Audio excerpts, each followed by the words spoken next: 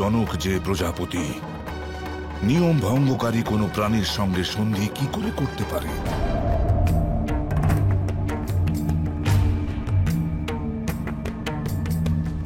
আপনি তো তেমন সব নিয়ম, সেই সকল বিধি অস্বীকার করেন যাতে সংসারে সভ্যতা ও সুব্যবস্থা স্থাপিত হয়, কারণ সেগুলি আপনার বিচারধারার অনুকূল একেবারেই নয়।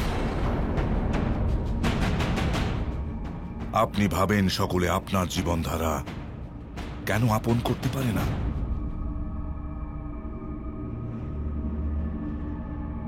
বৈরাগী হওয়া অতীব সহজ। সংসার থেকে মুখ ফিরিয়ে নেওয়া, কোনো দায়িত্ব না নেওয়া, যোগীর বেশ ধরে ধ্যানমগ্ন থাকা, সংসারে উত্থান হোক বা পতন তাতে কোনো তাপ উত্তাপ না থাকা, যেমন ভাবে চলছে চলতে থাকুক।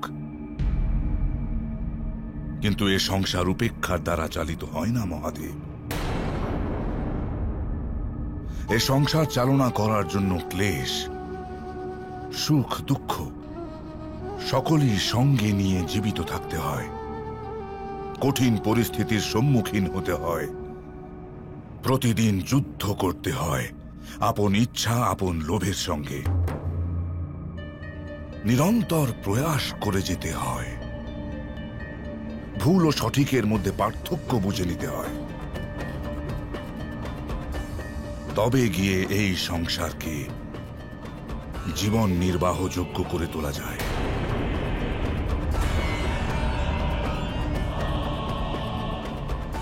নচেত ঈশ্বর সকলকে আপনারই মতন বৈরাগী করে পাঠাতেন নাকি?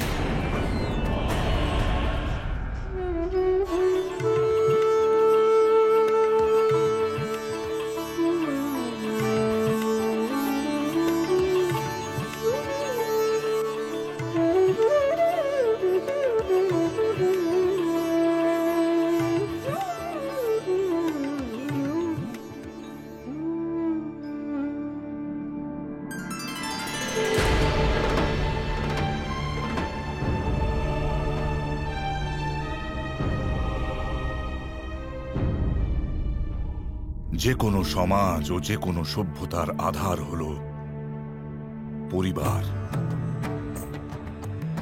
আর পরিবার স্থাপনের জন্য প্রয়োজন হল বিবাহ।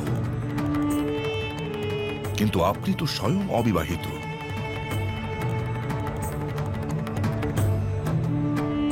আর বৈবাহিক জীবন আপনার কাছে কোনো গুরুত্ব রাখে না।